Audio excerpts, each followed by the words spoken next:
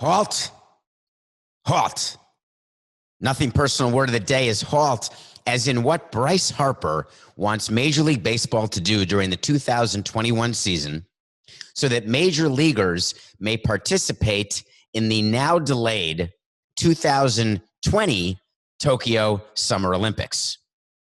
Let's give some background into what Bryce is talking about and why, in my opinion, it's never going to happen. I want to tell you about the conversations we've had within baseball about our participation in the Olympics. We worked extremely hard as an industry not to have baseball removed, but baseball has not been a part of the Olympics, and now it was coming back for 2020. One of the biggest issues, if not the biggest issue, was Major League Baseball's unwillingness to allow big league players to go play in the Summer Olympics. But in this era of patriotism, as we get through a global pandemic, it seems that more players seem to have an interest in things patriotic. But let's talk about the reality of what it means to play in the Olympics and what baseball did to try to get an international footprint and whether or not it's worked and whether or not there is a change that could be made. Baseball started something called the World Baseball Classic. The World Baseball Classic is an international tournament that is played during March, during spring training for Major League Baseball. It's played every 4 years with the exception of the second World Baseball Classic, which happened 3 years after the first. I'm very familiar with this because the Marlins have hosted the World Baseball Classic and had some of the great games in Marlins Park, in Pro Players Stadium, watching the Dominican Republic, watching Venezuela, the United States. What was going on behind the scenes before the World Baseball Classic is not often talked about. And what was going on was an amazing tug of war between the commissioner's office and owners and players, players and the union, and the commissioner's office and the union. It was a circle of problems. Let's start with the first problem with the World Baseball Classic. And this is just sort of an intro into some of the issues with baseball being an Olympic sport and having major league players participate. The commissioner's office would give a proposal to the owners and would show the numbers from the World Baseball Classic. This is our expected profitability. These are the broadcast rights. This is the prize pool. This is what we're willing to pay players who win, who participate. These are the dates that they will need to report to spring training. These are the dates they'll be gone from spring training as they practice with their team. You're allowed to say no to certain players due to load management. This was load management before there was load management, is you're allowed as an owner to say no to a certain player who has played a full season of games in the prior year. You cannot allow them to play to play in the World Baseball Classic. What's an example of that? If we had a pitcher, let's say Jose Fernandez, let's say Dontrell Willis, let's say a young pitcher who had pitched a full season before, you would not want them playing for their team. Now, Jose was an issue with Cuba versus U.S. Dontrell Willis was straight U.S. We would not let Hanley Ramirez play for Dominican Republic, but then he tried to convince us he wanted to because they get so much pressure from their home countries. People who play in Latin America get tremendous pressure from their countries to play. Then the owners have to be the bad guy and say, no, we will not allow you to play. Then you get a call from the agents, you get a call from the player, please let him play, please let him play. And then we call up the commissioner and say, how are you going to insure this player? So insurance became a very big issue between owners and the commissioner then decided that they were going to use pooled money, which is money the commissioner's office has, and they were going to have insurance on all players from a 40-man roster who were playing for a World Baseball Classic country, for a participant country. And that insurance would pay for the salary of that player if that player got hurt in the World Baseball Classic.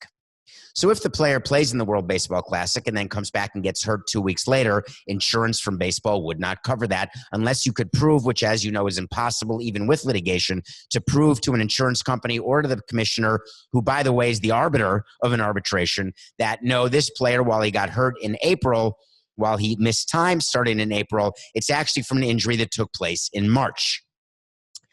So that was an issue that we always had. But the commissioner would come to the international committee, of which I was a part of, and would go through the numbers, and it would make perfect sense because we were not getting any love from the IOC, the Olympic Committee, and we wanted some sort of international presence, and we thought we could build the World Baseball Classic into the Olympics, our Olympics, where we could profit, we could get the money. We'd give a little stripple to the union, we'd give some to the players, but the lion's share would be kept by owners and the commissioner, by baseball, by management. So the World Baseball Classic comes, and we have a really hard time getting a representative team for the United States. And this is prior to the last World Baseball Classic in 2017.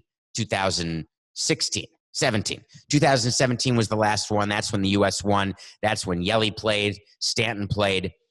And the problem we had is players didn't want to play. Why? Because it meant that they had to start getting ready earlier, so their off season would be cut short. And it meant being away from their teammates during spring training, which is a tremendous bonding time. And it's much less work in spring training. You go to a game, you play a few innings, you get to leave early, sort of like how it's going to look when baseball comes back, when it's played post-pandemic, where we'll get into that another point, Coca. Coca, I'm not going to, all right, I'll tell everyone. So we're working on this article. We're going to release it. It'll be sometime next week, I think, maybe the week after. I'm not sure. But I've gone through a list of all things that have to be done when baseball comes back. And one of them, spoiler alert, is that when a player is removed from the game, like in spring training, that player will immediately go to the clubhouse, immediately shower, and immediately leave the property. Unheard of during the regular season, where players wait in the clubhouse. They wait in their skivvies. They're watching TV in the clubhouse. No going to the food room during the game, but they're on the couch. They're on the lazy boy, and they're there with their arms wrapped, elbows wrapped, to high five when the game ends or to pat players on the butt if the team loses. In post-pandemic world, it's like spring training, where once players are removed from a game, they go to the clubhouse, meet the media, shower, and leave. If you ask a player what happened in the game today, they would have no idea. Players have no idea the results of spring training games. No clue. They don't know the team record. They don't know if the team won or team lost. It didn't matter. In the World Baseball Classic, the problem is that you'd have to then report. You'd practice with your team, your new team, your country's team in a different place, generally. But you'd have to be game ready, because when you're representing your country, you cannot be in spring training shape. You have to be in mid-season shape. So pitchers would feel a tremendous pressure to pitch at game levels. And in spring training, that just doesn't happen. When you build up an arm in spring training, it goes from 2 innings to 4 innings to 6 innings, 30 pitches to 50 to 70 to 80 to finally 100 pitches. World Baseball Classic, if you're a starting pitcher, boom, you got to be ready to go. If you're in the bullpen, you are going maximum effort. And as a president of a team, it made me crazy nervous because these pitchers were not ready. So we would say to the commissioner, what if we move the World Baseball Classic to the middle of the summer? Everybody's in game shape. Everybody's ready to go. What if we just eliminated even the All-Star break once every 4 years, canceled the All-Star game, and did the World Baseball Classic during the All-Star break? That's a concept that actually had some legs. But it didn't cover the fact that players love the All-Star break, which is why they don't love going to the All-Star game, because the game is right in the middle of the season and the players need a literal break. Baseball's every day. I think we'd have a hard time getting players to do the World Baseball Classic during the season, because they would have to then, if you're on a team, whatever country you're playing for, you get no break. But with the Olympics and the allure of a gold medal, would that possibly be enough, as opposed to winning the World Baseball Classic trophy, which, if you ask players from the States in 2017, was awesome. If you ask people in the Dominican Republic when they won, awesome. Japan, awesome, etc. By the way, a whole nother story, the pressure on Ichiro to play for Japan, overwhelming. I've never seen anything like it. He would tell me stories about what was going on. You have this national pride where they put a pressure on you that if you don't play for your team, it's almost like you are committing treason. I want to say treasonous. That's not a word. Is it a word? Coca, vocabulary man. Treasonous? Treasonous behavior. In any case. So why would Bryce Harper come out today and say that let's play in the Olympics? Let's get major league players to Tokyo. Well, here's the problem. Are you going to stop the season for 2 weeks? Or are we going to play on without our best players? Well, as a president of a team, I'll tell you this. Number one, no. If I am the Philadelphia Phillies, you think that I'm going to play 10 or 12 games without Bryce Harper when he's not injured? and still pay him, or even if I get reimbursed by baseball for that money, which, by the way, there is no chance because it's not economically viable under any scenario for Central Baseball to pay teams the salaries. Now, Coca whispering in my ear, and I appreciate that, telling me that soccer plays on without its best players for international duties. That's great, Coca. I love that soccer does that. I think it's outstanding. I think what you're missing is the international part of soccer is a huge part of the financial puzzle. Huge.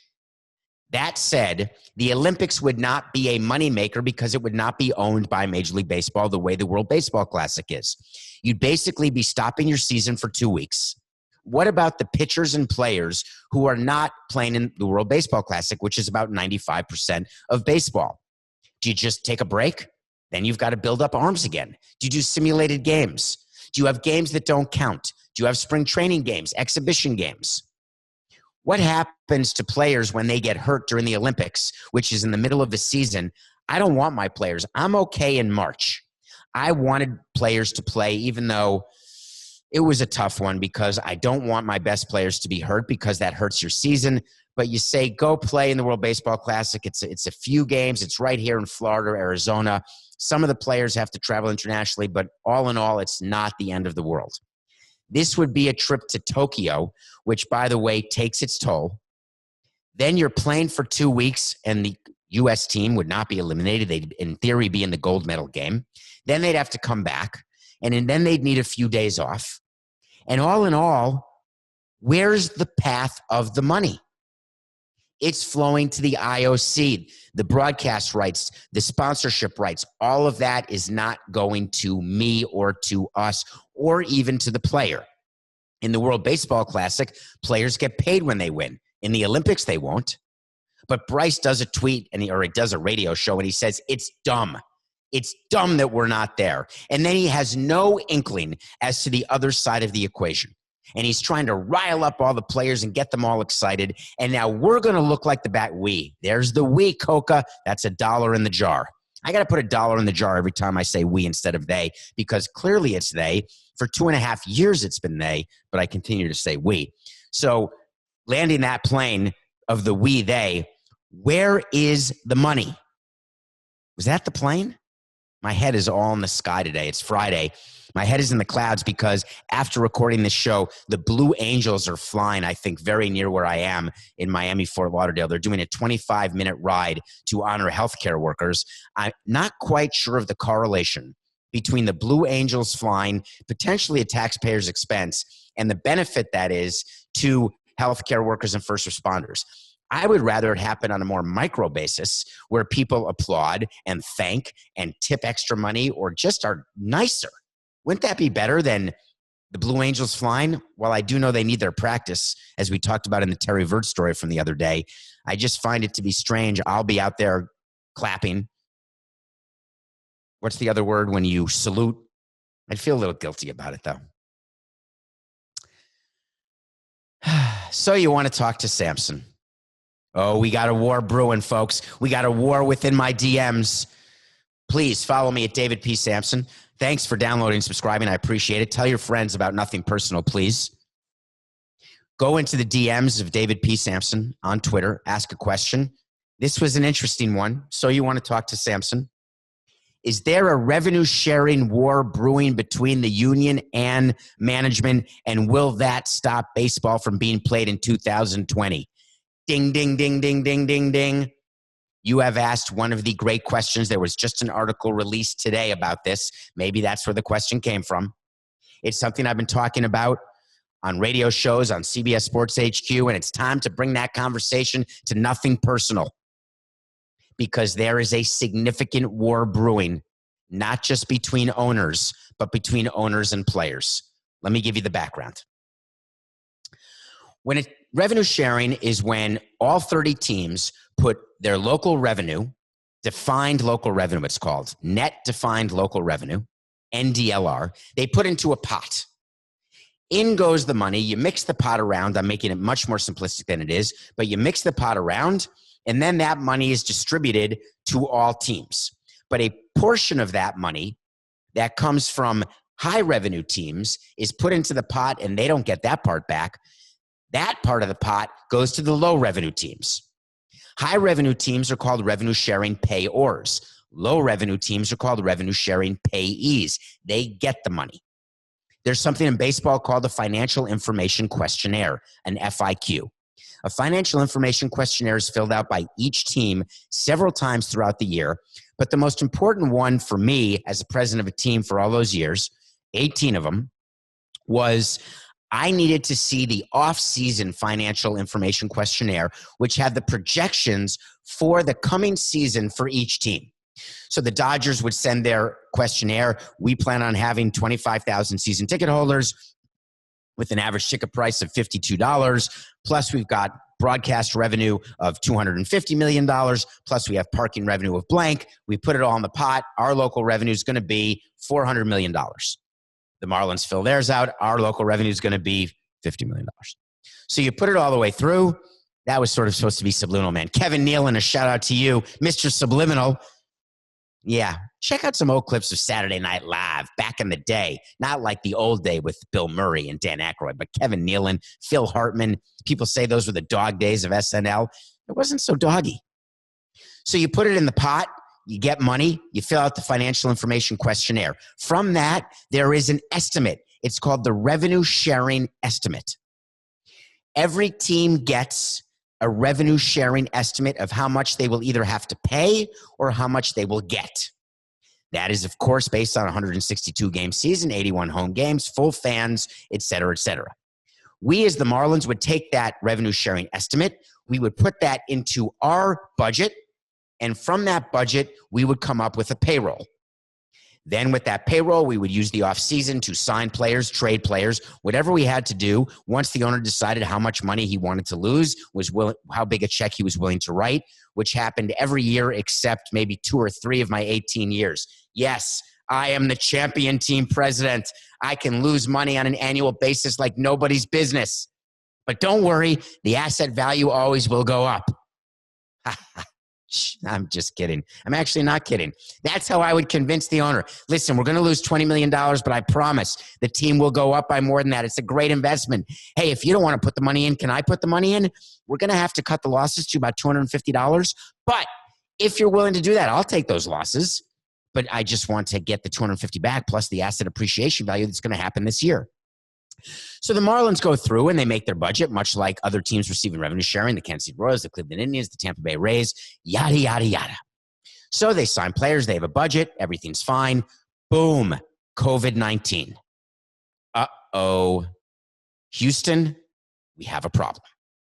The problem is that the Marlins made their payroll and every team made its payroll based on those revenue sharing projections. Those revenue sharing projections that were filled out before COVID-19 can be used to wipe your tushy. They are toilet paper because not one team will hit its local revenue projections. So what happens during the course of a regular season is you get updates throughout the season with a new financial information questionnaire. And that's when teams know, hey, I can add some money at the trade deadline. Hey, I better shed some money at the deadline. Hey, I'm not going to get as much revenue share as I thought because the Yankees thought they were going to have 30,000 season ticket holders. It turns out they only have 20,000 season ticket holders. Uh-oh.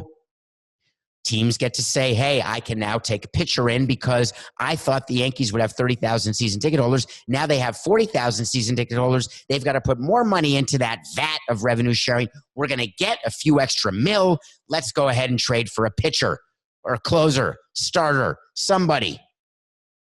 This year, that whole formula is finished. Because if every team got it wrong, let's talk about the impact. The impact is, and it's called the revenue sharing impact, that if the Marlins were assuming they were going to get, I'm making up a number, let's say $50 million, but they only end up getting $20 million, that is a $30 million extra loss that they cannot handle because they can't borrow any more money, maybe, and they then will have to cut payroll. The Montreal Expos in 1995, after the strike ended, they had to trade players before the season even started.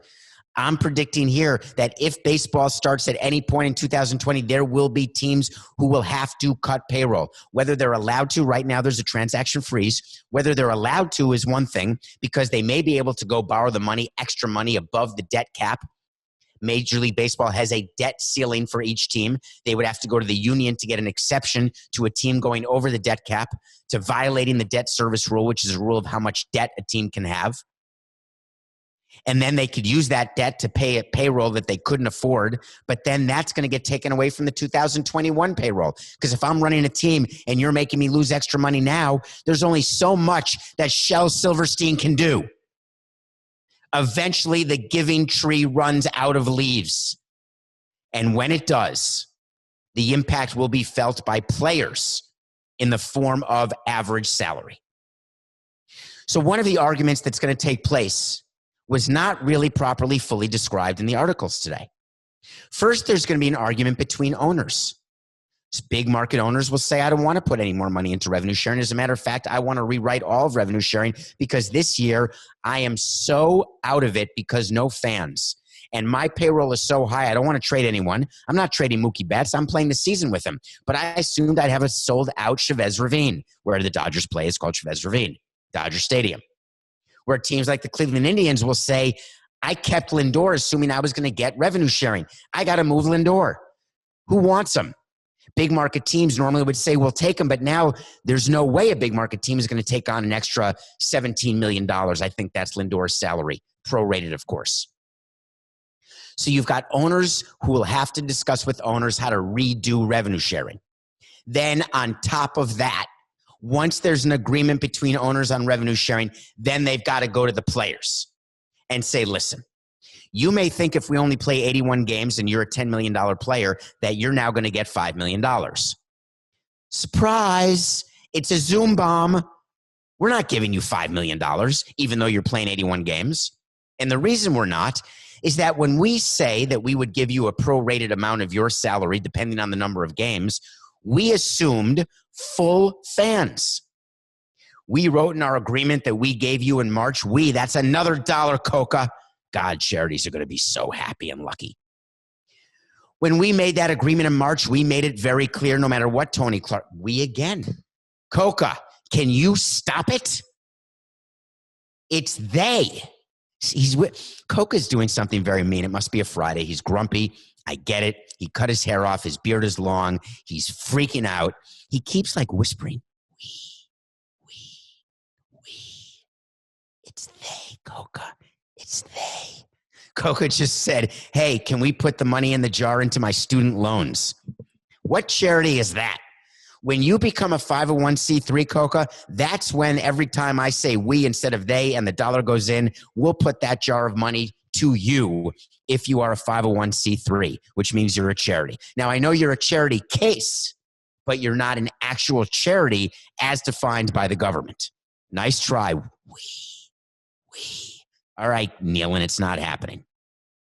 So if they think, owners, that they're going to call the players and say, listen, we had an agreement, and the agreement was very clear. The agreement said, without fans, we are going to redo what your prorated amount of salary will be. And the players are saying, no way, man. We agreed to prorated. You have 81 games. You're going to hide revenue left and right. We don't trust you at all. All of that is true. We do hide revenue from you. We have broadcast deals. We own our own networks. Not we, not they. It's some. We are going to downplay our revenues. We're going to mess around. There's something called a revenue sharing committee where they're arguing about how much of a broadcast deal should be used in terms of calculating revenue sharing. We know all the tricks, Tony. But the reality is this. If there's going to be baseball, there are going to be two major negotiations that have to take place. Number one, between owners and owners, and number two, between owners and players. We are in the second inning of starting baseball again. Thanks for that question. Oh, Brett Favre. How could you? How could you do it, Brett? But he did it. I got a story about Brett Favre. I got a story about personal endorsements, about players who live a certain way, given their salary when they're playing and want to keep the income coming after they're done playing. They figure out things to do. Endorsements are a huge thing. Appearances are a huge source of income for celebrities. Corporations will call somebody and say, hey, we'll give you 50 grand. Come give a 15-minute talk to our sales team. Hey, we'll give you 100 grand. Come shake hands, take pictures. We'll make sure that there's only 10 photos. We'll make sure the room only has 40 people. Then you'll come out and talk to 200 of our best employees, and you got 50 grand. Oh, you need 100 grand? All right. All you got to do is make an appearance in front of a larger group, and we're going to have you have a dinner. For 250 grand, there's going to be a dinner. There's going to be private meet and greets. Plus, you're going to have to sign a bunch of items, which we're going to use to give to our employees. And on top of that, we're going to ask you to meet some of our own sponsors. Oh, for that, we're willing to go to 500 grand. I think you get my point. Celebrity endorsers make money to make commercials. They make money to endorse products, but they also make money to make appearances. One of my favorite movies, Lost in Translation. Bill Murray is an actor, the character who goes to Japan and does commercials for Good Times. It's Sandusky time? I think Sandusky is the tire parts company in Ohio. That's Sandusky from Tommy Boy with Dan Aykroyd. I can't remember the name of the whiskey in Lost in Translation, but people do unbelievable things to make money. Brett Favre is no exception. One other avenue of making money is when you represent a city or a community. So Miami has an entire budget within its big county-wide budget, and part of its budget is to attract tourism, because tourism is such a huge part, and it's really missing now in Miami, Fort Lauderdale. But in normal years, tourism is a huge part of the business. Money comes in from tourists, and that is used for services by the community. So Miami will pay Pitbull or Gloria Estefan or other Miami figures, Jennifer Lopez, Alex Rodriguez, take your pick. They will use celebrities to say, hey, Miami's the greatest city in the world. Come here and enjoy our beaches. Yes, that'll be $75,000. That'll be $200,000. Then they show the commercial, they tweet it out, they put it on TV, and people say, wow, if Mark Anthony is enjoying time on a yacht, I want to be in Miami. I don't know that anyone's ever made a decision to go to a place because of a celebrity endorser, or if anyone's decided to have a Coke instead of a Pepsi because of a celebrity endorser. I love the Mean Joe Green Coke commercials when I was a kid. I'm aging myself, but does that mean that my mother let me drink Coke? No. We weren't a Pepsi home either, but I get the whole thing, because in baseball, we're telling sponsors, listen, if you sponsor our team, our fans will use your products. We have a study that says if you are an endorser of this product and you're associated with the team, fans are more apt to choose that product. It's horse hockey, Colonel Sherman Potter. But Brett Favre, post-retirement, did a few appearances. Turns out he was paid $1.1 million to do something for his home state of Mississippi.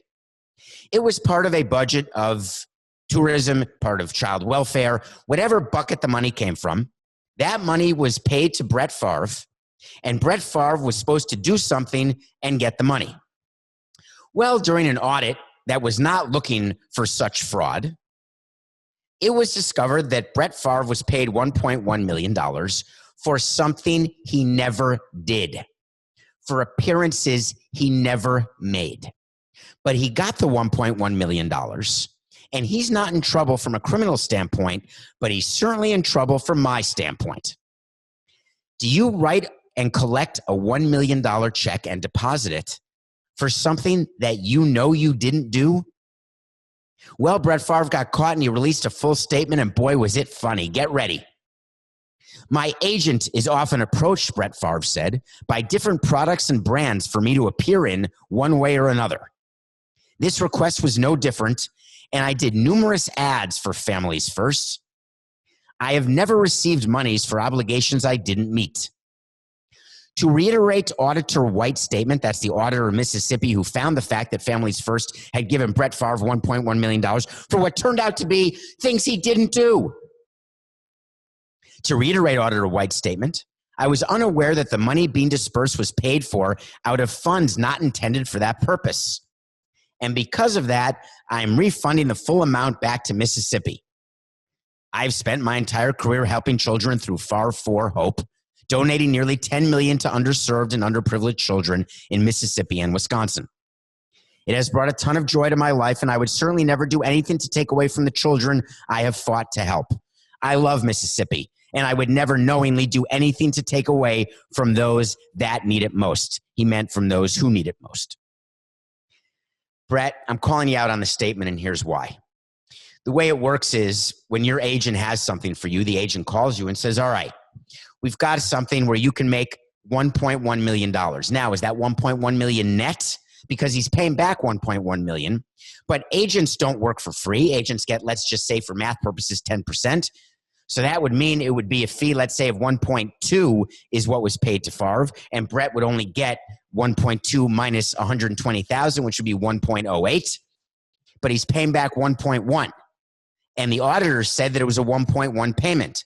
Does that mean that his agent does things for free? Or did he not get the full 1.1, but he's paying back the full 1.1, and he's going to collect the agent's vigorish from the agent directly? Not in the statement. That's a small little side. But an agent calls you and says, hey, we got an appearance, Brett. You got to schlep to Mississippi. Well, that's where I live. I'm good with that. And you got to go and give 2 speeches, shake 10 hands. And they're giving us $1.1 million for 2 appearances. It's brilliant. Let's do it. I'm in. Click. I'm good with Brett Favre clicking. I'm good with the agent. It's all good. Money comes in. The agent gets the money from Mississippi, sends the money to Favre, takes his cut or her cut. Favre gets the money. Is Favre so rich he doesn't notice when there's an extra $1.1 million in his account? The evidence would say no, and I'll explain why. Actually, I'm going to explain why right now. Because Brett Favre has agreed to pay back the $1.1 million in installments. $500,000 now and $600,000 over the next 3 months. Does that mean he doesn't have enough liquidity? Does that mean he wants to get a little extra interest even though the interest rate is 0? Why not just write the $1.1 million now, give it back to Mississippi? The only reason would be that he doesn't have it all, or if he has it all, he doesn't want to part with it, or it's not liquid enough. But someone his age would definitely have an asset allocation that's not all equities. It would be in a certain amount of fixed income, which is bonds, and that is extremely liquid. Even if it's all in 3-month treasuries. You don't put all your money in 3-month treasuries, you still would have some current cash. But I'll give him the benefit of the doubt. He has no liquidity, so he's giving back the $1.1 million over the course of the 4 months. Why is he giving the money back again? Because he says in his statement that he didn't realize he was receiving monies from a place where the funds shouldn't have come from. Well, the agent would then get on the phone to Mississippi and say, listen, I'm so sorry. I know that money shouldn't have come out of the family's first budget, but you better take out of the tourism budget, whatever budget else you're supposed to, because my client did what he was supposed to do. He's not giving back the money. And we're not going to publicly shame him into giving back the money. You're just going to have to take from the left pocket, put it into the right pocket if you're Mississippi. But that's nowhere in the statement. In the statement, it actually says that Brett Favre says, he said, I didn't receive any money for obligations I didn't meet. But that is contrary to what was found. None of it passes the smell test to me. None of it at all. Happy John Wick Day. I didn't even know what that meant. Coca texted me yesterday. We do fun stuff when we used to be in an office and used to actually see each other, not on Zoom. We would have funny, hey, what are your favorite action movies? What are your favorite action characters? What's your favorite action series? Who are the top 5 players in your NBA world? Would they beat my top 5 players? Let's pretend we're having a game. We do all this stuff, just exercising our absolute brainless brains. Turns out that Coca's favorite movie franchise of all time is John Wick. And I had never seen a John Wick movie ever. So I'm looking at what my movie of the day is going to be, because of course I'm going to watch a movie. That's what I do. And I just came across, because I was on Amazon Prime, and I was looking around and it said movie franchises. It made me think of what we had done coming up with our favorite franchises. And boom, there it was, John Wick. I said, all right, I'm in. I didn't even text Coca. I didn't want him to know I was watching it. So I watch John Wick 1. And he had sent me that today was John Wick Day. And it was totally unrelated, I think. I don't think I knew it was John Wick Day when I started to watch John Wick, or I saw that it was John Wick Day, so I decided to look for a movie, and then I saw John Wick, so I decided to watch John Wick. I have no idea how my brain was working at the time. But cut to yesterday when I'm watching John Wick. Keanu Reeves, who I love from Parenthood, I love from Bill and Ted's Excellent Adventure, I love him from The Matrix. I knew that he did John Wick movies, but I had no idea what they were about. I had never seen a trailer. I had never seen a hint of a movie. Had never talked to anyone, didn't know who was in it, nothing. All of a sudden, I turn it on, and I get 101 minutes in John Wick 1 of the most insane action and fighting sequences I'd ever seen. Keanu Reeves has become this unbelievable action figure without like a superhero body, but he's a superhero. So John Wick is this assassin from this crazy world of assassins who was married to Bridget Moynahan. Bridget Moynahan dies of a disease, whatever disease it is. He's despondent. He gets a dog. All of a sudden, a Russian kid steals his car, kills his dog, yada, yada. John Wick is back in business as a widower, killing people left and right. I've never seen more killing. Literally, I've never seen more killing. Coca has reminded me that he killed 77 people in John Wick 1. 77 people. And it's not like killing them with kindness. He kills them in ways that are so remarkable. He finds a way to stay alive, and it's just insane. So I'm watching John Wick 1, and I'm learning that he's part of this underworld that reminded me immediately of Deadpool. You know the bar where all the assassins go, where TJ Miller is the bartender and Ryan Reynolds goes and they all beat each other up and they drink and they have a Deadpool? Who's going to die next?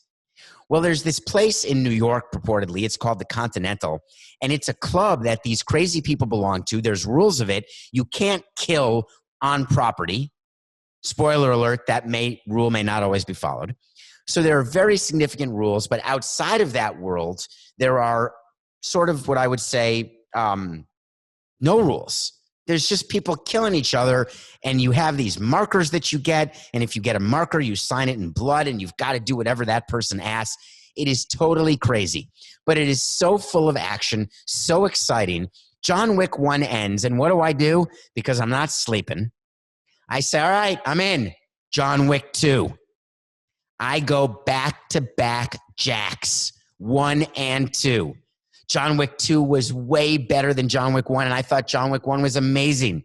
John Wick Chapter 2, it's called. 128 kills. Lawrence Fishburne shows up. I think. He's in one of them. He was either 1 or 2. I can't remember which. In any case, John Wick comes back, and he's got to find more people to kill, and he does. There is a scene in John Wick 2 that takes place in a hall of mirrors that I told Coco when we were talking about the show. If you want to see one of the great action fight sequences of all time, and I haven't read one thing about John Wick franchise. I don't know how it was well received. I don't know if it made money. I know there's a John Wick 3 called, I think, Portobello. John Wick, why would it be called Portobello? Thank you, Coca. Parabellum. That's funny. Portobello's a mushroom. It is not John Wick on shrooms. It is John Wick Part 3 Parabellum, which means what did Coca, anti-war or pre-war or before the war? I'm definitely watching John Wick 3. That's a guarantee. But in John Wick 2, there's this movie, this fight scene in a hall of mirrors. I've never seen anything like it. Brilliantly directed, brilliantly acted. The fight scenes are so realistic, other than the fact that John Wick never dies, and he kills people in a way that is so staggering with knives and guns and pencils and pens. I'm in, Coca. You got it. He just said to me, Parabellum means if you want peace, prepare for war. That's what Parabellum means? If you want peace, prepare for war? Oh, do I have to say CV Pacem? Is it CV Pacem? CV Pacem Parabellum.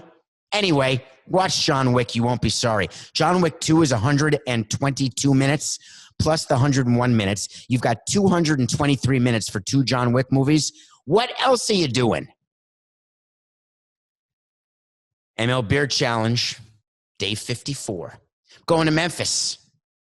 God, I love Memphis. What's your favorite Elvis Presley song, Coca? It's a hunka burnin' love. The best Elvis Presley scene of any movie is Honeymoon in Vegas, where the flying Elvises skydive into Vegas. Nicolas Cage pretends he's an Elvis because he's got to get back to Sarah Jessica Parker, who had been in Hawaii with James Caan, because a straight flush is like unbeatable. Well, like unbeatable is not unbeatable, Nicolas Cage said. So he flies down as the flying Elvis, skydives right onto the strip. Sarah Jessica Parker sees him, and she's wearing a dancer outfit. He's wearing an Elvis outfit. They haven't seen each other in a week because the bet was like pre-indecent proposal. The bet was that you can pay your money to James Caan or lend Sarah Jessica Parker to James Caan. How would that work these days? A man lending out his woman for money. Not sure that would play as well. The first thing Nicolas Cage says as Elvis Presley to Sarah Jessica Parker, he looks at her and says, "Did you get a job here?" One of the great lines. Honeymoon in Vegas, great movie. Burning Love. That whole soundtrack is phenomenal. But whenever I think of Memphis, I think of Elvis. I think of Elvis glasses. I think of Orlando Bloom wearing his Elvis glasses in Elizabethtown. I think of the Elvis glasses that Christian Slater wears in True Romance. But today I'm thinking about day 54 of my beard, the 100-day challenge, where we will give $1,000 a day for 100 days. Memphis is today. We're giving it to the Memphis Grizzlies Foundation. They are going to use that to help people who have been impacted by COVID. We're going to grow the beard till MLB opens, but we're giving 1,000 away for 100 days. Memphis, you're day 54, and you are a hunka burning love. I wanted to make On the Floor the word of the day today. I was thinking about that. You know that song? I can't get to it this quickly, but On the Floor is a Jennifer Lopez song, I think. Coco, am I wrong?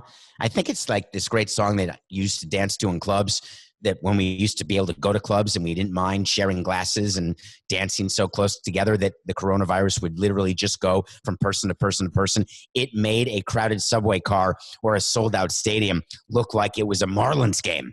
That's what clubs used to be. So I wanted that to be the word of the day because Alex Rodriguez and J-Lo were in the news yesterday. Do you know what my wait to see is? Wait to see is when I tell you something's going to happen, and then it either happens or it doesn't happen. But we're going to be accountable because God knows. You all know, you're loyal listeners, and I appreciate you. Believe me, I do. Believe me, I do. No one's accountable. They just say some stuff one day, and the next day they say something different. The next day, something different. I don't want to be that for you.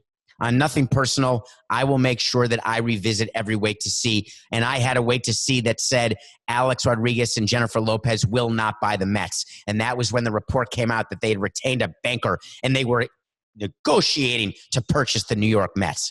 And I said, really? No chance. Well, the no chance happened when it was released yesterday that Jennifer Lopez and Alex Rodriguez will not be buying the Mets. Now, why would that be? Hold on. Give me 1 minute. I'm going to get to it. I'll get to it. It's because, let me just think what it was. Oh, right. They had no chance to get the money to pay the price that the owners of the Mets that's actually Fred's cousin, may he rest in peace. Fred Wilpon and Jeff Wilpon and Saul Katz as owners of the Mets. They are looking for $2.6 billion. They had a deal in place for $2.6 billion. That did not include the network that they also own. Not 100% of, but they own a large stake in Sportsnet New York. You know, that's where you watch your Met games. But they're only selling the team. The team loses money every single year. That money's made up for by the amount of money the network makes. So if you own the network and the team, you end up net positive. If you only own the team, you end up net negative. And the Mets are trying not to sell anything other than the team. So Alex Rodriguez goes to meet banks and he says, listen, here's the finances of the Mets. I signed a confidentiality agreement. Unfortunately, I don't know what to do because I guess we could say we're going to sell out games. I guess we could say we're going to cut payroll. I guess we could say we can renegotiate a higher percentage of a broadcast money to come to us. But the reality is there's no path to profitability without the network. By the way, JP Morgan, may I borrow $1.5 billion or $2 billion? Would that be okay? No, I'll pay you back. I promise. Listen, do you know the royalties that we get? If worse comes to worse, we will do some sort of Vegas show where, what's it called, Coco, where you live in Vegas like Celine Dion and you do shows in Vegas? It's not a hiatus. It's called a residency. Thank you. There'll be a Vegas residency. We'll make a ton of money. We'll give it all to you, JP Morgan. No, it's not going to work that way. The way it works is that if you cannot produce enough cash flow to pay the debts that you have to the banks are not going to lend you money. Hard stop. And A-Rod said, by the way, when you lend me the money, I still want to be the control person. Major League Baseball said, not going to happen. So at the end of the day, guess what? Turns out that they couldn't raise the money. They didn't have enough on their own, which we said they wouldn't. And at the end of the day, the Mets will end up being sold. You heard it here. The deal with Steve Cohen will be back on because there will be no one else willing to pay the price that the Wilpons want. So the Mets will not be sold to A-Rod and J-Lo. They will be sold again to Steve Cohen at an adjusted price, not the original 2.6. Wait to see, because Steve Cohen knows very well what's happening with valuations of franchises. He knows what's going on in the economy. He'll knock on Fred's door. Hey, Fred, Shabbat Shalom. It's business. It's nothing personal.